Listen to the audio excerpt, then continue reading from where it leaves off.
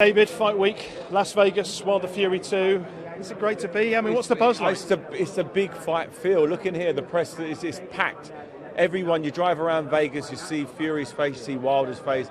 It's big fight week in Vegas. I've never known it to be as buzzing as this for a heavyweight showdown. It's something else, and I'm so glad we've got two undefeated champions, both champions in their own right, the WBC champion and Tyson Fury, the lineal champion. They're willing to put it on the line for our entertainment. It's fantastic. Both of them are unbeaten as well. Yeah. How big a factor is that in this fight? It means the world to both of them. Both of them believe they're unbeatable. Last time round it was a draw. I personally thought Tyson Fury did enough to scrape that victory. I'm not a judge, but that's how I had it. A lot of people had it the same way. Deontay Wilder believes he knocked his opponent down, the challenger, who challenged in his WBC title. He got back up, but that was about it. You know, he got outboxed a little bit, but he felt he did the most damage, and he did. So this time round, is Wilder going to be able to nail him to the canvas for a full 10 seconds? You know, because he knows if he doesn't do that, he can get back up and win the remainder of the round. So, you know, V2 Sports box office is in for an absolute cracker of a heavyweight showdown. Have you ever seen anything quite like Fury picking himself up off the canvas in that 12th round? Never seen anything like it. I've seen people knocked out. Most referees would have stopped it. When you're motionless on the canvas at 6, 7, normally it's just over. The referee just stops it, takes the mouthpiece out, puts you in a recovery position, gets the oxygen to you. But for some reason, the referee just kept counting. And fortunately he did, because we got to see Wilder have to go back into the lion's pit, and Tyson Fury gets to his feet and rallies back and actually wins the remainder of the round. That doesn't happen in boxing, and that's why everyone's so intrigued with this massive rematch. One of the big regrets, no fault of anyone's of course, but at the time, was that you never got to fight Tyson Fury when it should have happened. But I understand in sparring for that count, did you spar with Deontay Wilder? Well, I was actually training to fight Tyson Fury when he was like 22 years old, when he was young. And I brought in Deontay Wilder as a sparring partner, and he was absolutely fantastic. He's probably the best sparring partner I've ever been in the ring with. His jab was, this is when he was young as well. You know, his technique wasn't as good as it is now. If you think his technique's wild now, it was really wild back then. But one thing he had the punch power, he had that equalizer. And I realized from the first spar, I need to be switched on every single second of every single spar, because if you're not, he'll connect and he'll hurt you. So we had some really, really fun rounds. I brought him back, 3 years later. In 2011, I sparred with him in 2013, 6 weeks at a time. He was a tough guy because he'd do 2 or 3 rounds. We'd get summoned in for 2 or 3 rounds, then he'd come back. It was hard work, but that, I think, sparring people of his level sort of raised my game and made me a better fighter. And I think that the fact that Wilder has been sparring some of the best out there, the Klitschko's over the years, he spars everybody. The same as Tyson Fury. Tyson Fury had gone and sparred with the Klitschko's. So both of these fighters are primed, they're ready, they're in there, they can't be any better than they are now.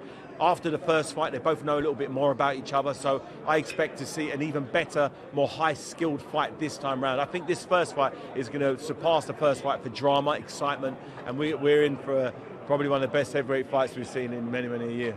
We've been asking everyone, how on earth do you call this? Is it the standard Fury points Wilder knockout, or how do you see it? I think that's it. I think it's, if Tyson Fury can somehow manage to hear the final bell, he should win on points. But having said that, with 3 American judges, that might not be as easy. I think it was very controversial to have an American fighting a British fighter with 3 American judges and an American referee.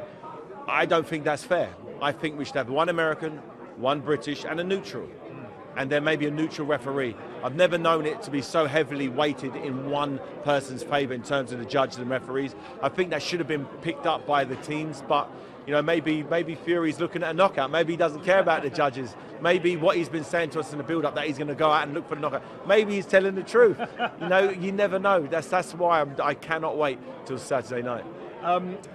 Just talking about the judges quickly. For Team Fury, you say they're not actually that bothered about the judges. They say it was the British judge, actually. He says cost him a draw. Yeah, the British judge last time called it a score. Even when Lennox Lewis and Evander Holyfield fought, it was the British judge who gave it a draw then. So just because it's your hometown judges, don't mean they score it the way you wanted to score it. But when you've got 3 options, I just think it's always fair to spread the love with the judges. You can't have it all one way. And what about the heavyweight division? Because obviously in the UK, we've got Anthony Joshua desperate for a crack at one of these guys. We've got Dillian Whyte desperate for a crack at one of these guys.